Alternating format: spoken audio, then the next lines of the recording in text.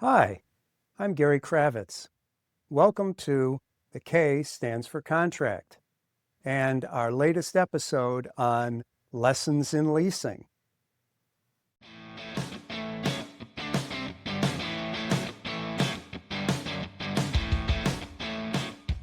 I had a client call me who was planning to open, let's call it, an Asian-themed massage therapy business. They had already signed the lease and started construction when the township imposed a 6-month moratorium on all massage businesses.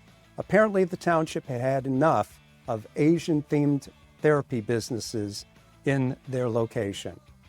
Rent was set to start 4 months after lease signing, which meant that this client would be paying rent for a business they could not legally open. Not ideal. Digging deeper, I also learned that they had failed to obtain the required business license. So even without the moratorium, this client wasn't ready to operate. Fortunately, the landlord agreed to terminate the lease. However, the tenant was still out the money they had spent on construction. There are a few lessons here.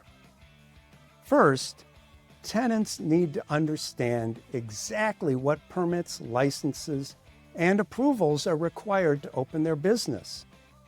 I always recommend speaking directly with the city or township before signing a lease to confirm what's needed and how long it's going to take.